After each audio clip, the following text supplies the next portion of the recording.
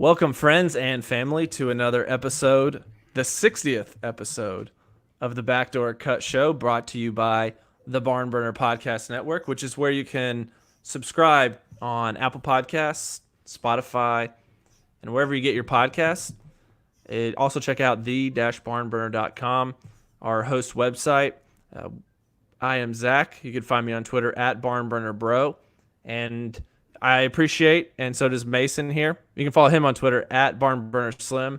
Everyone is following along with us on the Periscope feed of the_BarnBurner.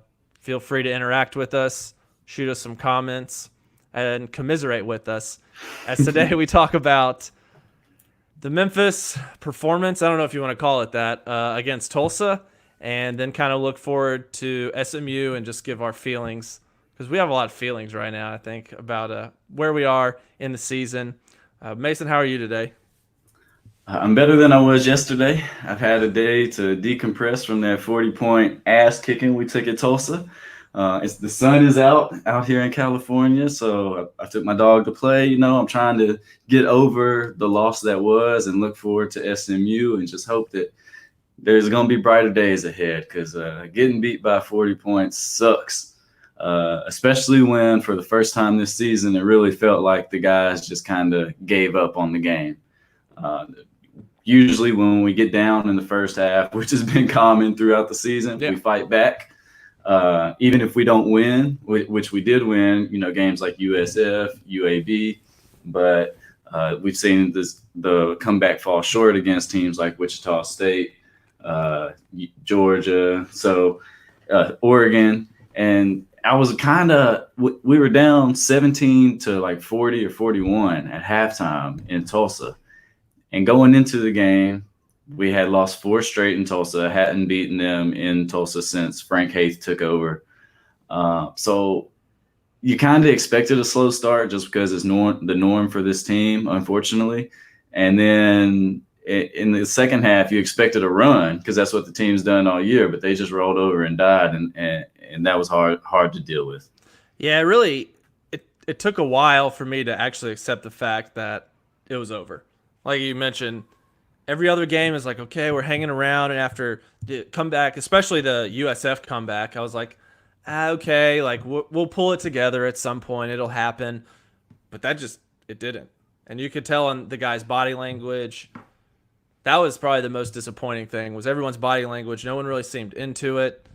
It was kind of dull and sad to watch. Yeah, and honestly, getting beat by 40 is not indicative of coaching X's and O's. Like it might be something about the leadership or controlling the locker room, but when you get beat by 40, that's just flat out heart.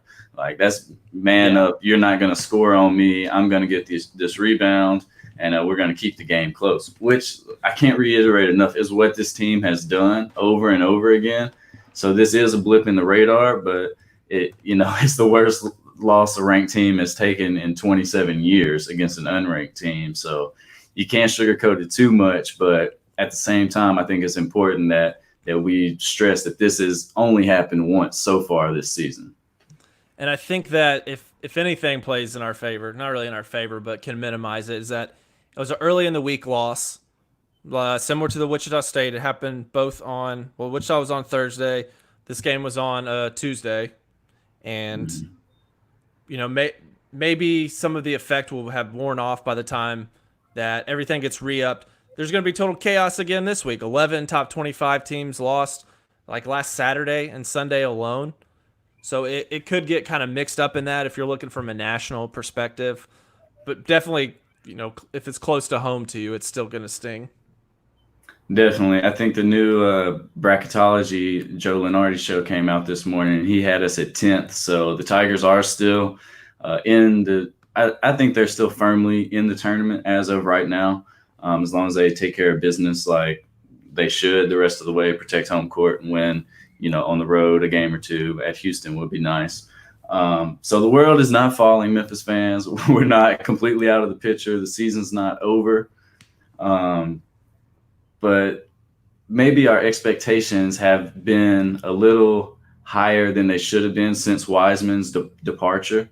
when he was suspended, the team was playing well when they were kind of in that let's hold the fort down mode. And that's when we beat Little Rock, Ole Miss, NC State, Bradley, UAB, and Tennessee, which was really probably our best stretch of basketball of the season. NC State is a quad one team. Tennessee is a quad one team. Bradley's top 100. And UAB was on the road. That was like one of the first road games. But then since Wiseman left on December 19th, we had like Jackson State and New Orleans, two of the worst teams in college basketball. We blew them out. We struggled with Tulane, lost to Georgia, lost to Wichita State. Luckily came back against USF, showed that fight that we were talking about. Beat Cincinnati at home, but Cincinnati has been having their own struggles, so it's nothing to write home about. And then we got blown out by 40 at Tulsa. So I think there is a clear demarcation of when we were playing really well, holding the fort down, and then when Wiseman left, we kind of been shitty, and got some lucky wins over Tulane. We were able to overcome that one. Like I said, the losses to UGA and Wichita State back to back. DJ Jeffries wasn't there. So maybe that is more of the line of demarcation when DJ came out, if I'm trying to be an optimistic person. But it looks like when Wiseman left, the team kind of took the wind out of their sails, so to speak. Yeah, no, that's a good point. Kind of, with the Grizzlies, everyone talks about when Ja Morant came back. Like that's really like the beginning of the season for the Grizzlies. And I think that it seems that when Wiseman left the team officially, that was a really big milestone and kind of fork in the road for these guys as well. And that makes sense because if you're sitting, you're working towards a goal really is Wiseman coming back and making your team, a very, very possible for them to be a contender, I think. And that's what everyone is hanging their hat on, their expectations. And that's why they came here. Yeah, and that includes the players, coaches, fans, really everyone. Mm-hmm. And then when that happened, that really takes the wind out of your sails. It's hard to, that's a pretty big gut punch. Whether you're on the court or you're sitting at home, to all of us, it was a big gut punch. Yeah, and you look at these losses, and at Wichita State is not a bad loss. You might even lose that game with James Wiseman. Who knows? Mm-hmm. But Georgia and Tulsa are ranked 75th and 64th in the net rankings, respectively.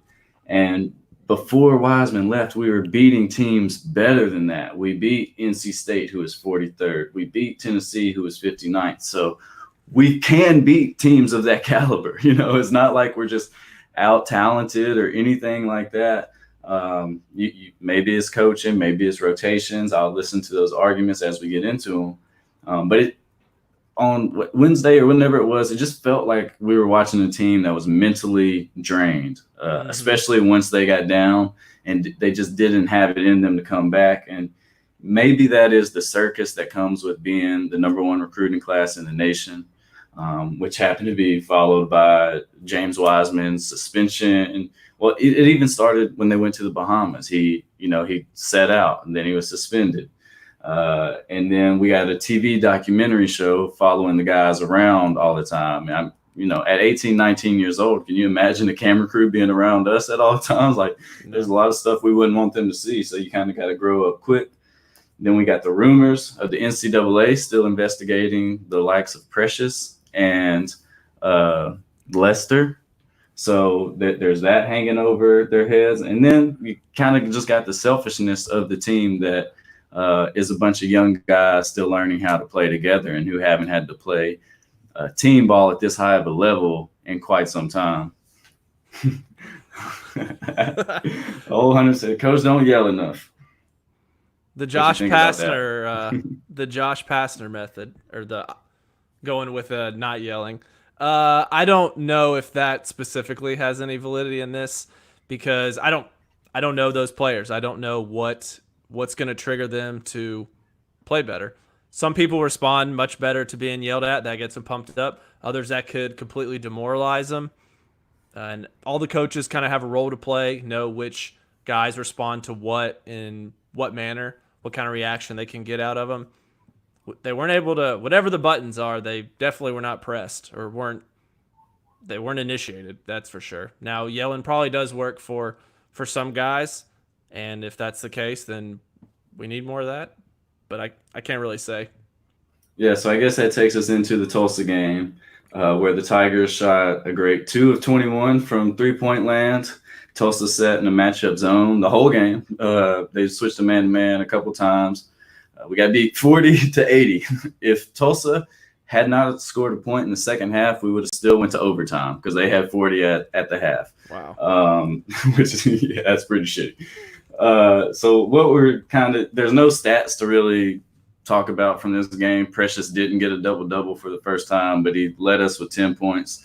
I mean, I ain't got nothing really to say about the game. What do you think? What were just your takeaways? Offensively, what did you think offensively, I guess? So 19 turnovers. That's, been the theme this year. And they just seem, they're not even like we're trying to make tight passes or push the ball or anything in this game in particular. It was just lazy passes in the backcourt, like the ball just floating around. Those type of turnovers, I thought we'd be past that by this point in the season, but it still seems to be happening. Yeah, it's like passes literally like up by half court that are not even guarded, and I'm fucking trying to hit you, and I hit the man selling popcorn in the third row. It's like, what is wrong with this team? Did the Monstars come in and just take their talents? Like, yeah. Do I need to get a Nike basketball and walk into Laurie Walton and get all of them to touch it, and they think they get their powers back? Then I toss it to Boogie. I'm like, hey, go do an easy dunk, and he goes and dunks it. And it's like, I'm like, see, you got your powers back, Boogie. But maybe we need to try some mind psyche. Yeah, I don't know, man, but. Yeah, definitely a rough performance. Offensively, the narrative has been that we weren't prepared for this matchup zone that we had a week to prepare for. How did you feel when you were watching the game, just about the way we were moving the ball? Take out the goofy turnovers and stuff, but did you think that, I don't know, players were in the right positions? We were shooting too many threes? Well, I did not feel like we shot confidently. We were still very hesitant when shooting threes. We put up 21. Mm-hmm. We made 2. I mean, you can't win like that. They shot 24 but made 8 of them. So at least we had to respect them. But it's like we've seen in the Grizzlies. They're just going to play, against Spurs or a very well-coached team. They're going to exploit those people on your team that can't shoot, which right now, tell me who can shoot, really. Tyler is like the only consistent 3-point shooter, and he went 1 for 7. Your boy Jaden. Hey, your boy Jaden. Hey, he shot 50%, 1 or 2 in his 11 minutes, so he did that.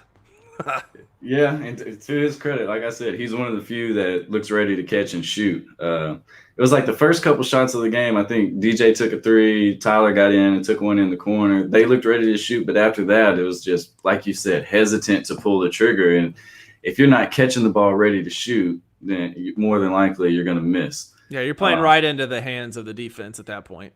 Yeah, and so I went back and watched like the first 10 minutes of the game, and mainly that's all I could muster. But I went through possession by possession offensively to see if I thought we had people in the right position. The key to beating the zone is getting the ball in the middle, having guys flash short corner, getting guard penetration.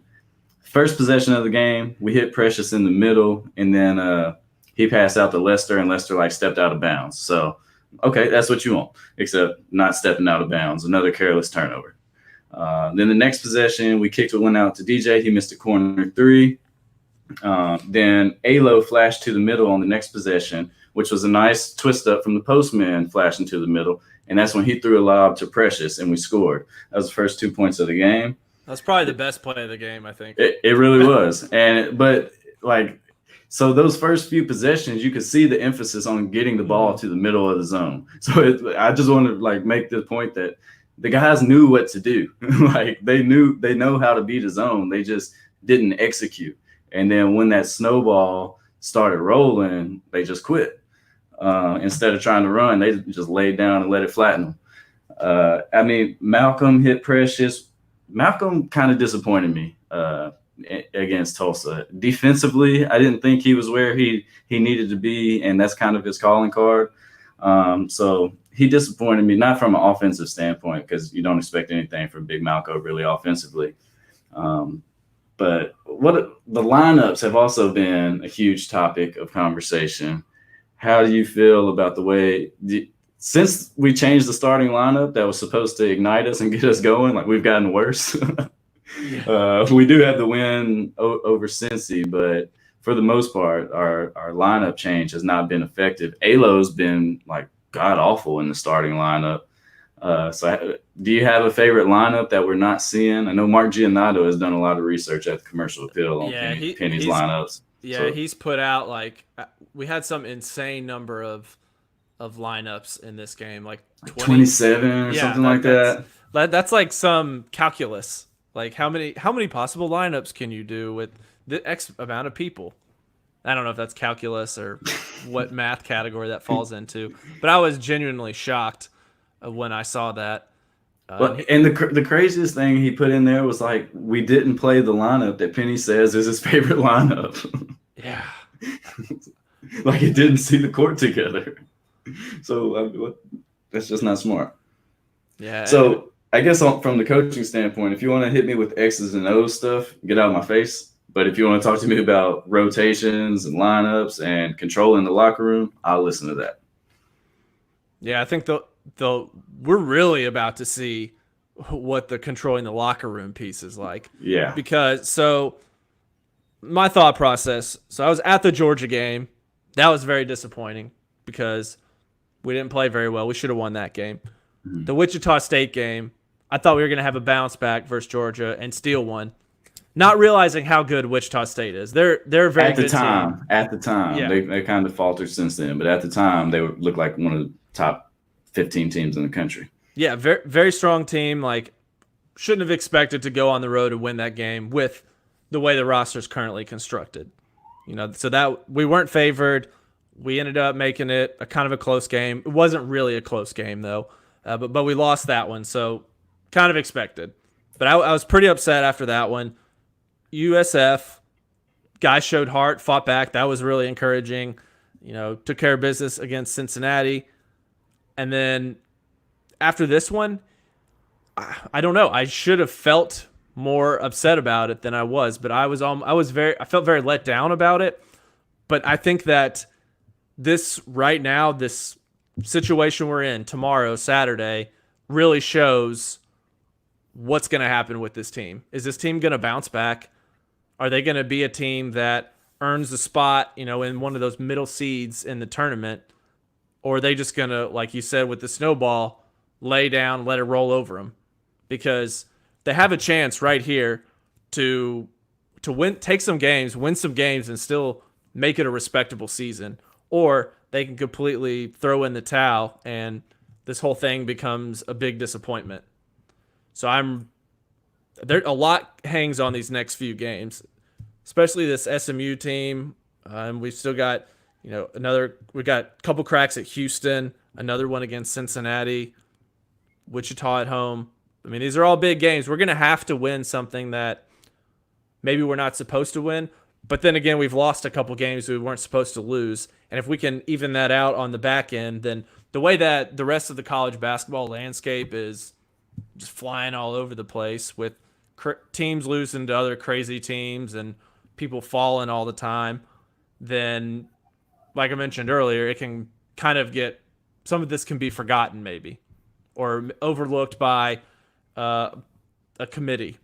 The Tulsa loss is for sure going to still stand out, but if you can go on the road to Houston and steal a win there, then that's gonna be really big for you. So I think that from here forward is like, all right, we really have to figure out who we are. Yeah, it almost feels like the last time we recorded, which was before the South Florida game, when we were like, all right, this is a make or break point, and here we are again. Yeah. The crossroads is the term that they've been using on 92.9. We're at another crossroads in the season. And couldn't agree more. Like that Tulsa loss is definitely going to be there on Selection Sunday in the bad losses column. But Georgia is a team who had a top 10 recruiting class. And if you take out James Wiseman out of our class, we're fringe top 10, 10 through 12 maybe. We still have Precious coming, but a lot of those teams in that range, Georgia, Washington, Florida, who had similar recruiting classes when it comes down to number of players and star levels, they're not ranked either right now. So it goes back to the preseason expectations that, as many have been saying on the air this week, that Penny Hardaway set for this team. And he's the one who had the national championship talks. I can remember us going on the Theater and College Basketball show in the preseason. Shout out to our boys. Make sure y'all listen to that podcast, Theater and College Hoops, with Subi, Taylor, and Shark. It's on the Barn Burner Podcast Network. You can find it on iTunes, Spotify, wherever you get your podcast. But those guys know more college basketball than just about anyone in America, and they watch a lot of games. But we went on that show, and I remember we had gotten hype from the Penny Wave, and I said, Elite Eight is what I think this team can do, because I was riding that confidence of Penny, and I think you were more Sweet 16ish, and that was with James Wiseman. So I asked you in the preseason, if we did not have James Wiseman, what would have been the expectations on this team? We had two sophomores coming back in Isaiah Maurice. We had Tyler Harris, who was an all-freshman AAC. Alex Lomax, who underwhelmed. He underwhelmed last year. You can't get around that. Yeah. And then Isaiah Maurice is what he is. And then we had all these freshmen. So what do you think your expectations? I know it's hard to look back and give a realistic answer, but what do you think you would have expected from this team? I would have probably one win in the tournament, I think. Yeah. So what's that? It's instead of making to Sweet 16, make it to round of 32. I think that because making the tournament is like, I feel like if I'm making the tournament, I have a team that I expect to win a game. Unless it's like I'm a low division and I'm getting in with my auto bid. If I'm an at-large bid, then I'm going to go in expecting to win a game. Yeah, and so I guess in terms of the conference, where would we have expected this team to come? We had, Cincinnati was kind of the preseason favorite. They had Cumberland, Player of the Year. Houston was kind of unknown, but we knew they had some players. And Wichita State, we were expecting to be better because they were really, really young last year. So I'm thinking top 4 in the conference is probably what we would have expected. I don't think you would. Just looking at it right now, I don't think that you would reasonably put us any lower. What did we finish last year? Was it 4th? We were 22 and 10. Yeah. Here, let me look that up. So, yeah, while you're looking that up, you would expect at least to maintain where we were last year. Potentially get a little better just from the talent that you have coming in. But you also had Wichita State had a down year, so you would expect them to be more competitive, which they have been. You got it yet? Nah. That's all I had on that. I was just stalling for you. Let's see here. Yeah, so we were the 5 seed. UCF was 4, Temple was 3, Cincy was 2, and Houston was 1. Yeah, top 4 seems reasonable for this season. UCF lost everything. Temple still has Quentin Rose, who probably a fringe NBA guy. But yeah, I think we would have expected top 4, this team coming in, and then an at-large bid to the tournament is what you would have hoped for. Yeah, and that's not out of the question now. Yeah, so I guess that really puts us back a full, very large step. From the best team in the conference to we need to if we need to be top 4 in the conference, making the tournament. I still say if we do not make the tournament, that's still a disappointment to me. Especially agree. Because of not necessarily because of Wiseman or anything, but just looking at how we started the season. Played without him, Yeah, and the record that we were able to compile without him, and then. If we don't, then to me that's just the wheels completely falling off, which there's no outside tangible reason why that should happen. I mean, you're in a conference that it's not it's kind of up in the air. I mean, Tulsa's leading the conference right now, but that's still a team that you should beat. You should beat the majority of the teams, and then you need to be trying to steal some games from some of the upper level, those other top 3 teams. Yep, yeah, and the preseason coaches poll, we were tied with Houston as the favorites in the conference, and that was with Wiseman. Cincinnati was 3rd, and Wichita State was 4th. So we probably would have been between Cincy and Wichita State without him, I think. Yep. But yeah, like you said, we the issue here is, one, we got our ass kicked by 40 points, and the guys quit. And Boogie Ellis hasn't made a shot in 4 games. What? That's a problem. That's legit? Like, that's not hyperbole? Yeah, and I think he's 0 for 13. Yeah. Oh my gosh. It's 3 or 4 games. And then the other issue is that we lost to teams like Tulsa and Georgia who we shouldn't lose to. Mm-hmm. And we continue to turn the ball over. And it's not turnovers that we're like on the fast break and having to make split-second decisions and we're just making the wrong decision. It's simple turnovers that you can make in the passes you should be making in the 9th grade and that these guys have made. And then another issue is the rotations, just kind of the instability, especially between Isaiah Maurice and Lance Thomas. It seems like they play 3 minutes a game, and that's about it. So they what's the point? You either need to play them more and let them make or break their situation, or you just don't play them. And here's the problem with them. Is they get in the game and like as soon as they catch it behind the arc, it's going up. Like our best players are not getting as many shots as they should. Precious has been giving us everything and more, everything we could ask for and more. A walking double-double, leading us in scoring, averaging 15, 16 a game. DJ has been kind of wishy-washy, and since he's been kind of wishy-washy is when our struggles have came.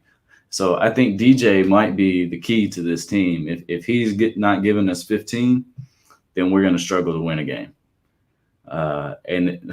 Dude, in Tulsa, Lester shot one that landed about in the middle of the damn lane. Like I was like, was that a different 3-point line that he just shot that from or something? Like was that the big threes 4-point line? Like that's not even close. And he had been shooting well. Just team looked discombobulated, man. I don't know if they had some travel issues or I don't know what happened, but that was not. Somebody's banging someone's girlfriend. It's weird. Boogie Ellis can't be happy. He decommitted from Duke to come to Memphis and be the starting point guard. Not only is he not starting, when he wasn't the point guard. So it was always rumored he wanted the ball in his hands was the big deal. Yep. And wasn't going to get that at Jones at Duke with Trey Jones there. Yeah. I think when this team to be at their best, it will be with Boogie in the lineup. But a good playing Boogie. Yeah, but you can't. I don't know how you get that out of him. As a coach, can you put him back in the starting lineup to try to get his confidence back with the way he's played? I don't think that. I think you're in too dire straits at this point to do that. Yeah, but you see him in practice. I don't think I would either. But it's just, I think him, Alo, Lester, DJ, and Precious, in theory, should be our best lineup. And Jaden, yeah. Penny said he wants to get down to a 9-man rotation, yet he continues to play 11 people. Yeah. If you get down to 9, who are you cutting out? Probably Jaden. Jaden and which one of Lance and Maurice? That's pretty. I don't know. Probably Maurice. Lance can offer you. He's a little better on the defensive end. He's able to get a few more blocks, protect the rim a little bit, but he's so erratic. Both those two guys, like you said, just jack up threes as soon as they can. I don't know if we're gonna I got to shoot this. I don't know if we're gonna have to implement a no shoot rule for those guys. Lance is shooting something like 5% from 3-point land. Yeah, we need if he's got the Jay Crowder rule, Penny needs to yank that from him.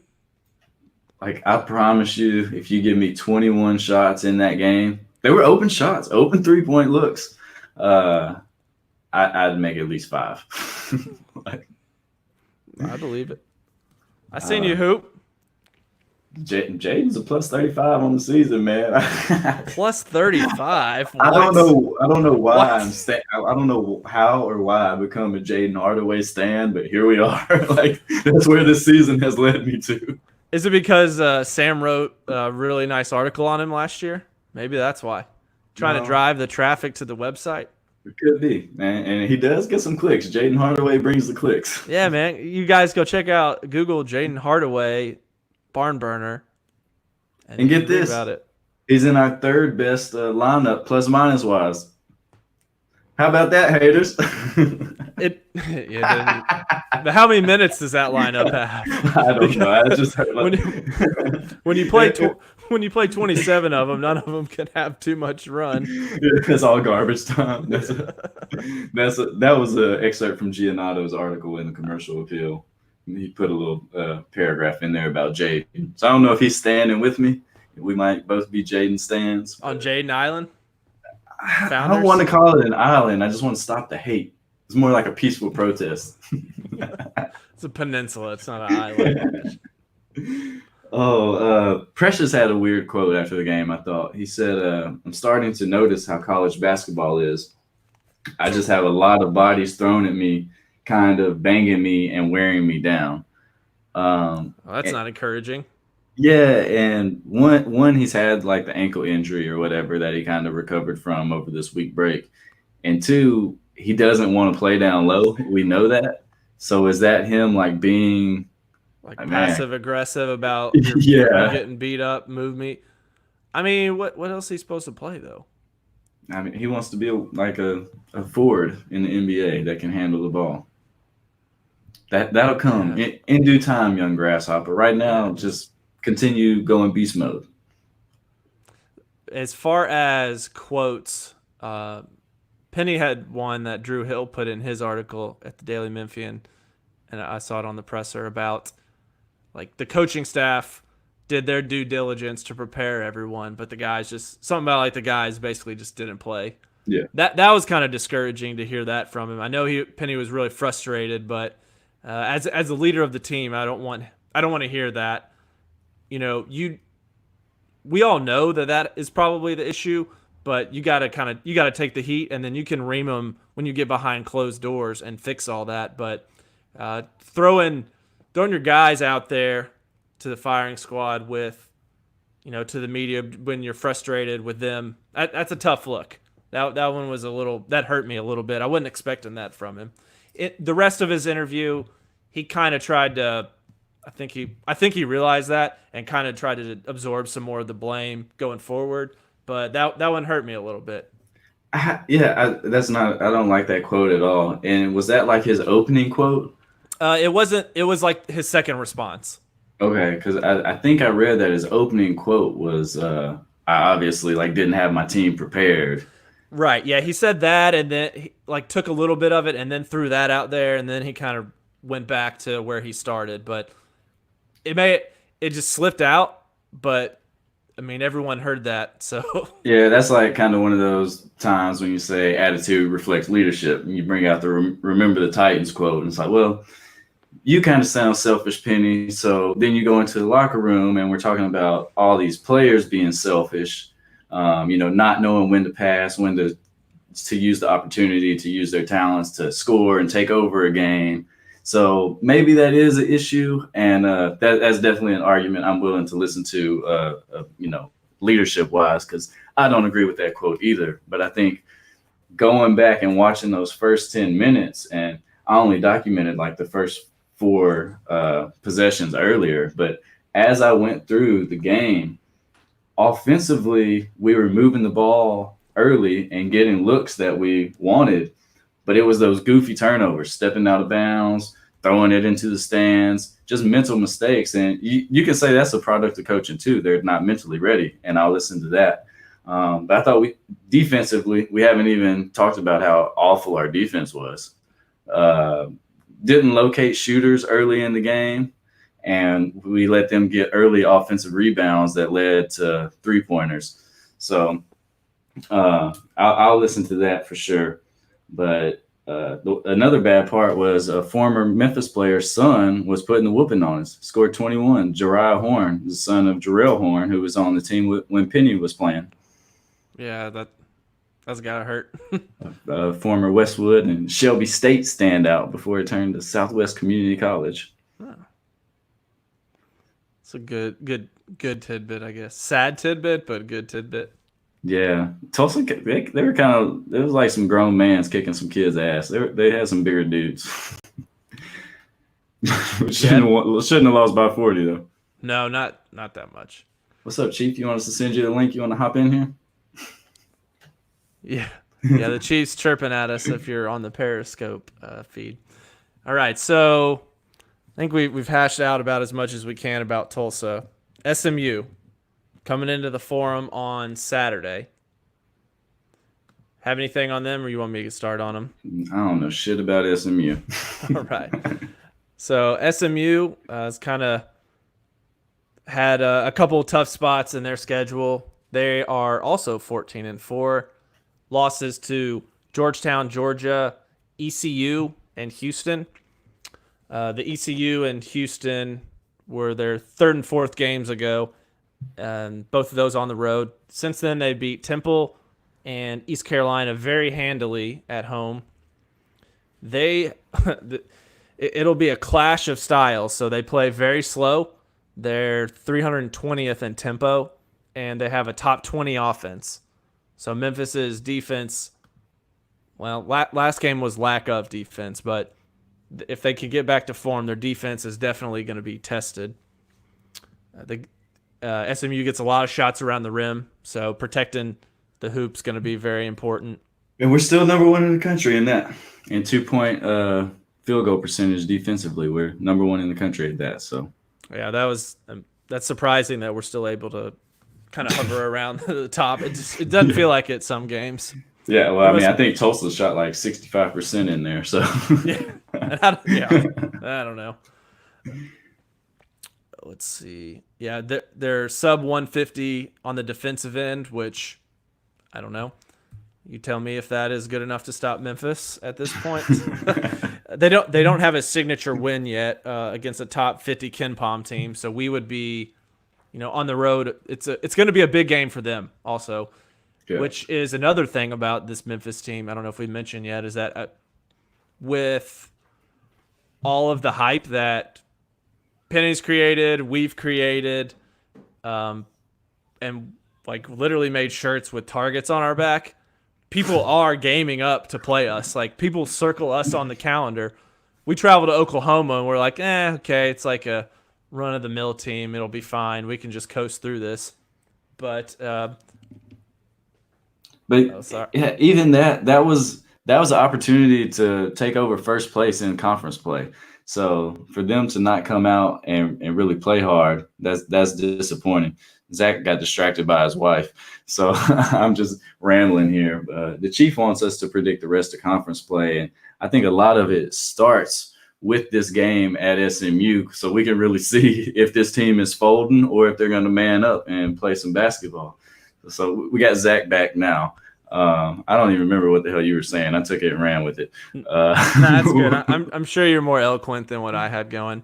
But so we're going to definitely be a game where SMU circled us on their calendar, a chance for them to get a quad one win, as long as we hang out in quad one. They're 75th in KenPom and Tulsa is 74th. So take that for what it's worth. Inside, they're very good at the free throw line, extremely effective near the rim. They take 60% of their shots at the rim and hit 67%. So really going to need Malcolm to step up along with Precious and whoever if we have a third big. They, like I mentioned, they play very slowly. So if we get behind, if we have another slow start like we have been having, that's not going to be good. Yeah, Mr. Ken predicts us to win 73-68. So take that for what it's worth. the Chief wants us to get into the rest of conference play. You feeling up to that? I got the schedule pulled up right here. Let me run through some of their players that we need to be on the lookout for. That's a good idea. Let's do that. We got Kendrick Davis, sophomore point guard. Kendrick Davis. Hey, I'm coming back fired up Saturday. It's still Tiger Nation, baby. He has a top 10 assist rate in the country, averaging 7.4 assists. Also, nearly 16 points a game. They got a couple guys who are sharpshooters. Tyson Jolly is a junior, hits threes at 40%. He shoots 75% around the rim. So 6'4" guy, can shoot it and also get to the cup. So another guy to keep an eye on. Isaiah Mike, he's shooting 44% from three. Shit. Top 20 in the nation in true shooting percentage. And he's got almost 100 3-point attempts on the season. So he's got some volume to back up that high percentage also.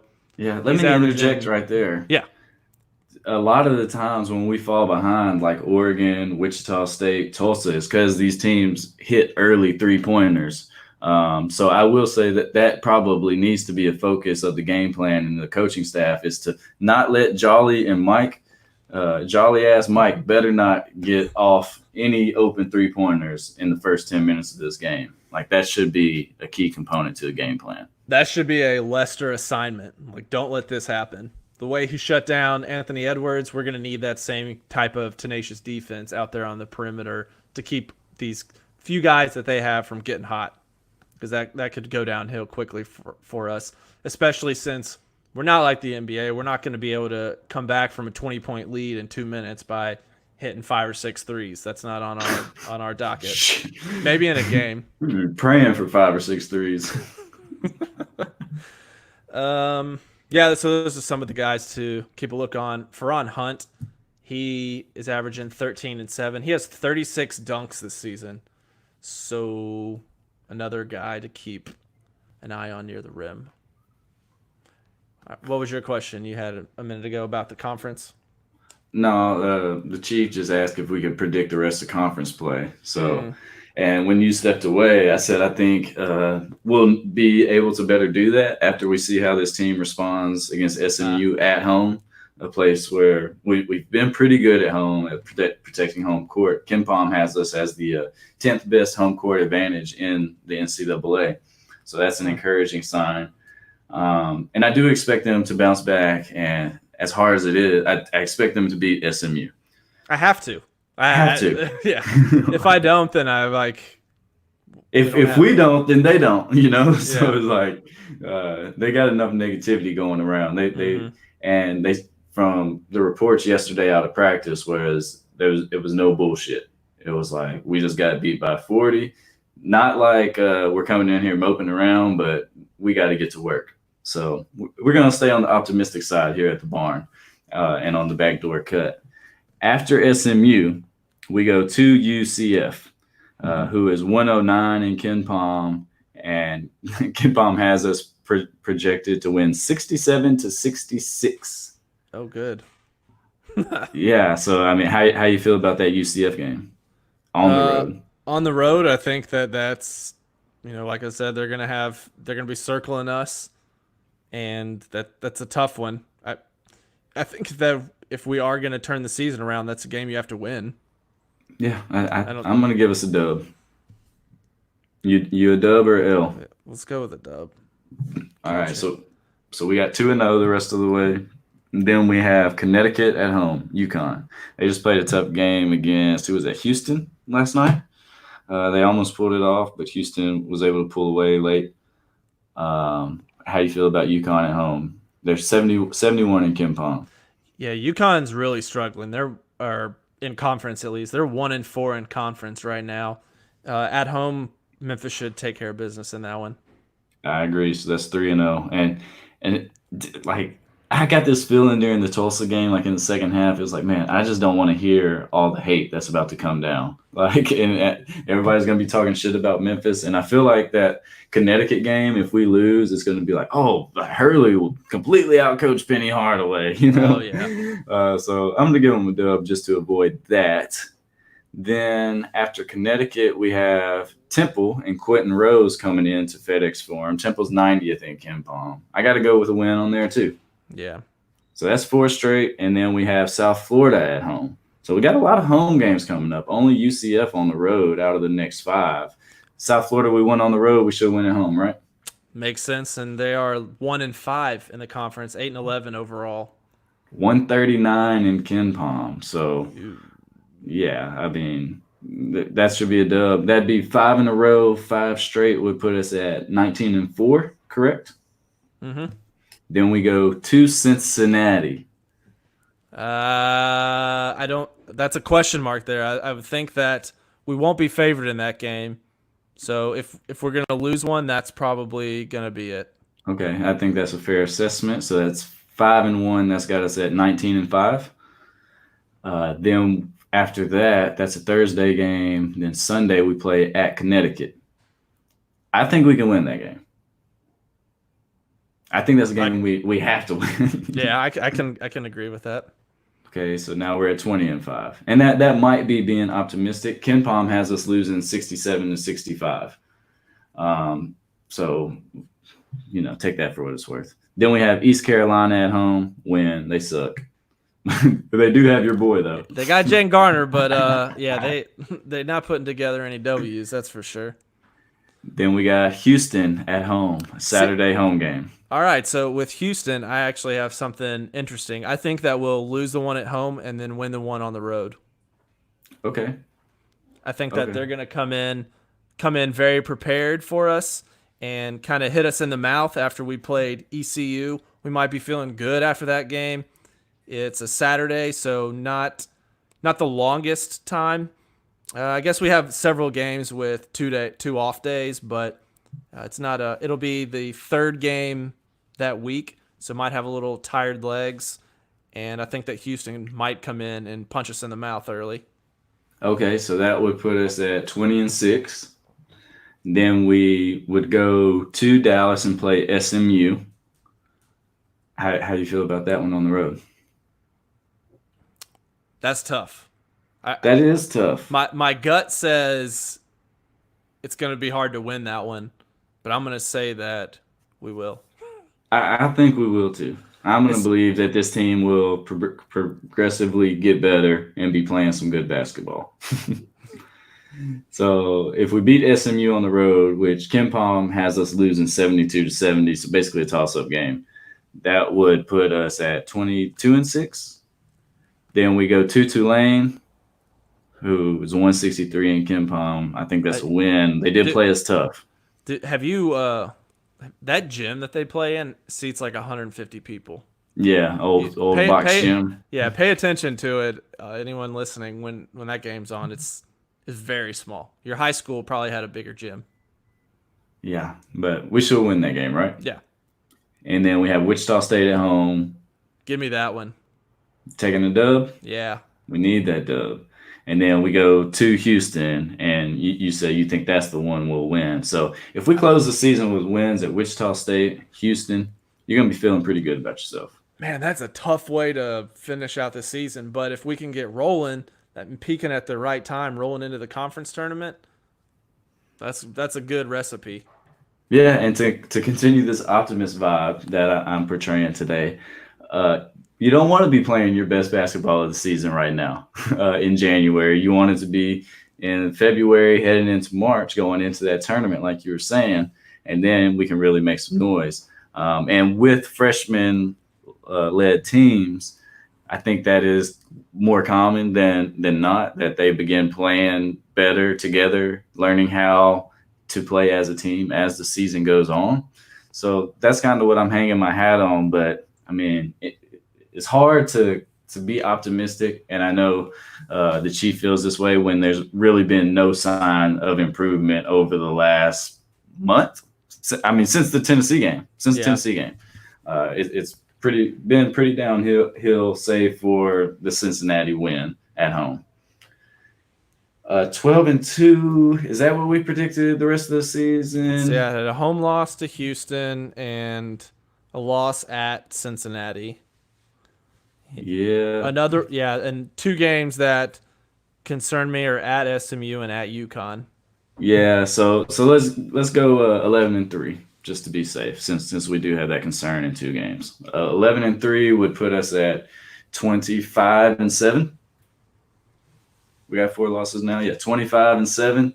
I think in this uh, year, in this season of college basketball, with all the upsets we've seen and all the bad losses, I think that would put us firmly in the tournament. It would not be the seeding that we had hoped for, and probably 8-9 matchups, maybe a 6 or 7 seed if we're lucky. But again, coming into the season, I think that's about what we would expected if we would not have had Wiseman. Yeah.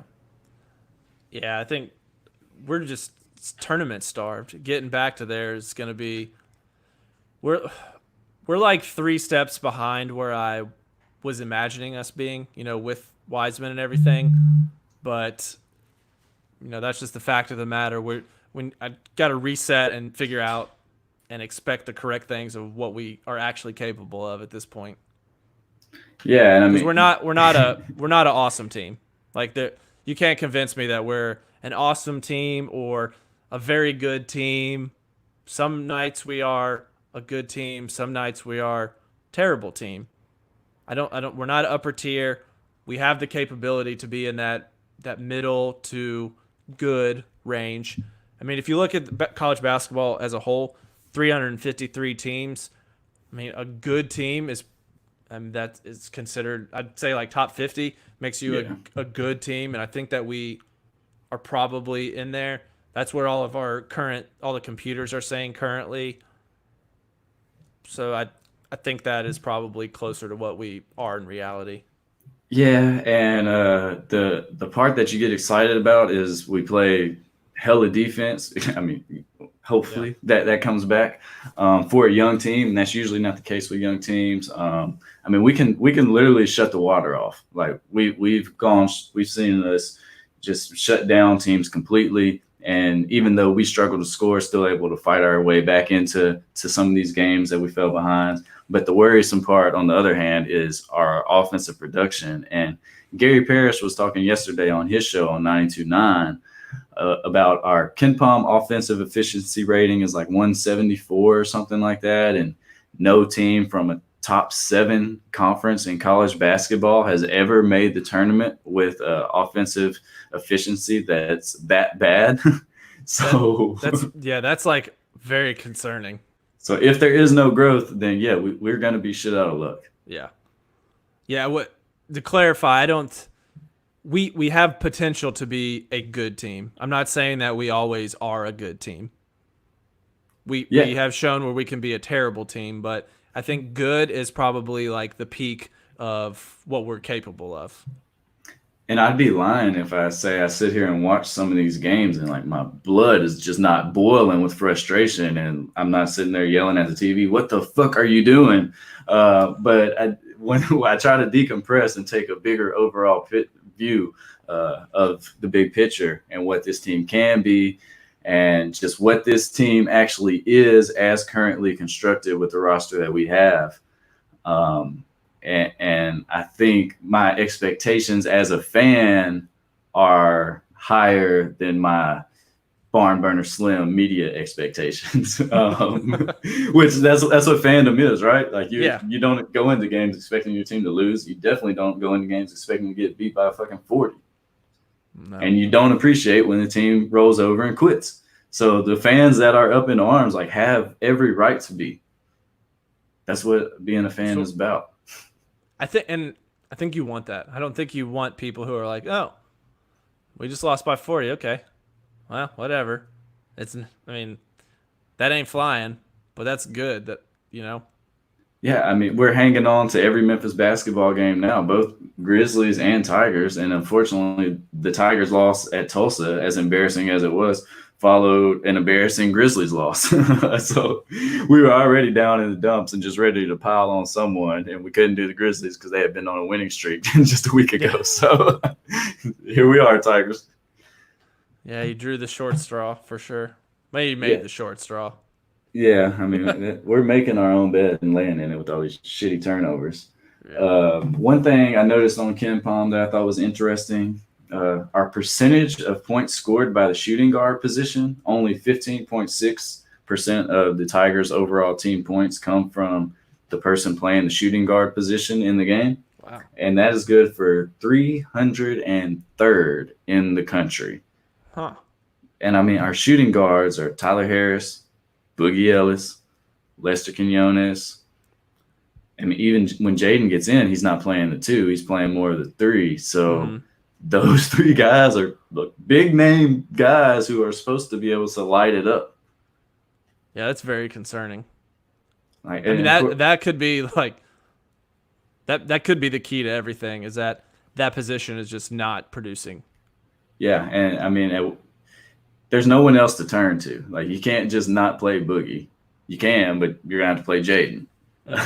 So that's kind of what made that Tulsa loss more embarrassing, I think, was we didn't have walk-ons to put in.